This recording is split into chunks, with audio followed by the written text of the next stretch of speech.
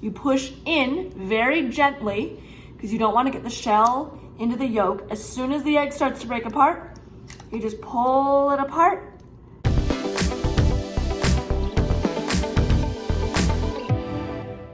Hey guys, it's Hope. Welcome back to my channel, and today we are going to try to do a fun cooking video where I make some egg drop soup. I think I picked up this mix when I went to the store several months ago, so it's been in my pantry for a while, and we're gonna see if we can make this. So this is me reading the recipe. I use an app called Magnifier on my iPhone, and with it I'm able to zoom in on my screen and read the package with my phone while looking into the screen. It's actually a really cool app. So I'm reading through all the directions to see what I'm supposed to do and what ingredients I need for this recipe. Okay, so I just finished reading the back of this package. So I need eggs, onion powder because I don't have any onions. I'm going to use ham because I don't have chicken, and ham seems like the best option. And then we're gonna use mixed veggies and water. So let's get the ingredients out. I've got a really big pot here, so this should hold all the ingredients and things. And I love cooking with pots and pans that have a long handle because then I don't have to worry about burning myself or trying to find the very short handle on the side of the pot. I can just hold on to this very long handle at the very end if I want to, so that I'm not worried about burning myself. And then there's the eggs, there's the instructions. I don't really remember what they say, so I'm gonna have to read them again. Here's onion powder. I have these labels printed pretty big so that I can read them, but I have to hold them like all the way here so I can read what it says. And here's some ham. I think this will be enough to use for the egg drop soup because, again, egg is going into this, veggies are going into this, so this should be enough. Okay, here's my measuring cup. It is a 2-cup measure. They have indicators on the side as to like 1 cup, 1.5, you know, and then 2, so I can see. But since this is a 2-cup measure, I know that the first time that I measure, I have to fill it to the top. So that's 2 cups, and then 1/2 cup will be just to the 1/2 cup line. But, you know, I can't read any of the other measurements except for the main ones, 1/2 cup, 1, 1.5, and 2. So I just use those and call it good. A trick, when you hold it, you can hold it up to your eyes to see it, put your finger where the line is, and then if you have a middle part of your sink, you put your cup on the middle section so it's level, because I can't see when something is level. So you put it on the level section, and then you turn on the water, and as soon as the water hits your finger, you will know that you reached your mark. So that's, I don't know, that's about 2 cups. That's 2. Where's the 1/2 cup? Yeah, okay. There's the 1/2 cup. That's gonna fill up pretty quick. Careful not to make the water come out too fast, otherwise you will feel the splashing of the water before the water actually hits the line of your finger. So just careful with that. Okay, so now that's done. So now I'm gonna add the soup mix in here.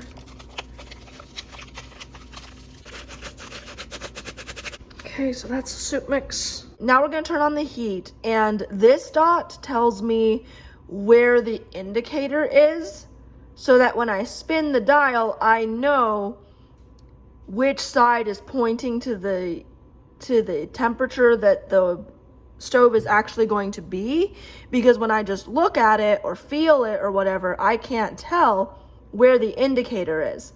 So I have a dot here to tell me where the indicator is, and then on every single burner, I have a dot on the high temperature side, so I know which is high, which is low, and then I can kind of tell, okay, if I need it to be medium high, I'll put it at 3 o'clock or 4 o'clock, things like that. So I definitely use the hands of a clock when I'm trying to measure how hot or cold I should make a stove temperature.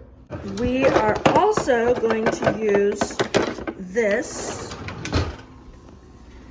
to break up the seasonings a little bit, just so that it can get mixed all around and everything. So now we're gonna put in the onion powder.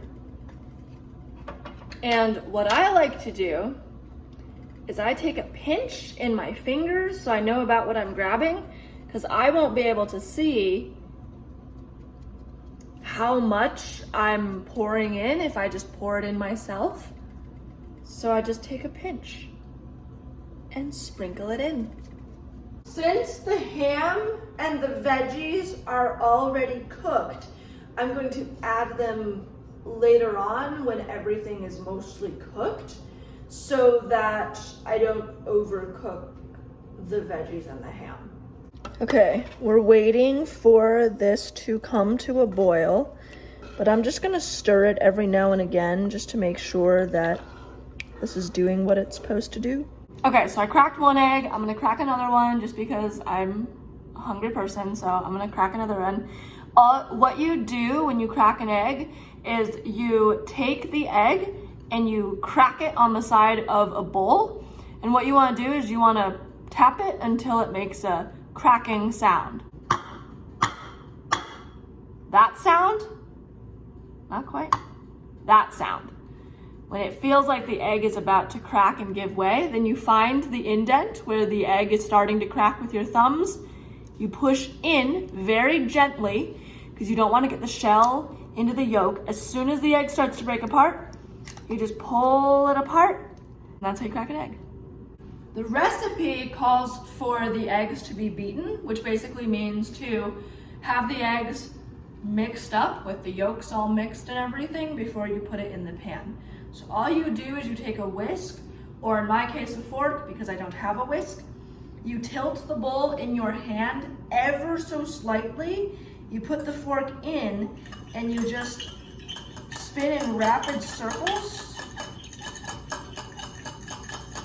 until the egg is fully mixed. Okay, now we're gonna stir this again, and it's changed color, which I don't know what that means, because it was like a milky white color, and now it's like a dark beef color. So I think that it's really hot, which is good. Now we're gonna take the egg and we're gonna slowly pour it into the thing.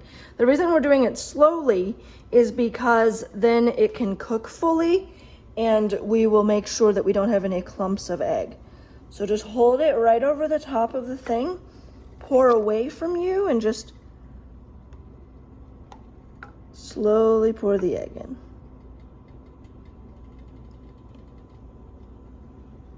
Just like that. Now we are going to stir so that the egg gets mixed in with everything else. Now the tricky part about cooking blind is that while I do have some usable vision, I can't see the egg and I can't see when it's cooked. So this is the tricky part of making food. Sometimes when you can't see, you have to guesstimate when things are cooked. And when you are dealing with raw product like egg, you have to make sure that it's cooked. So just to be safe, I would stir it and leave it on high heat for a bit so that it fully has a chance to cook. Now, we just poured the egg into boiling water, so it should be okay, but you never know. So we're gonna leave that on high heat for a little bit, and then we'll turn the heat down and add the ham and the veggies. You can sometimes smell when the eggs are cooked.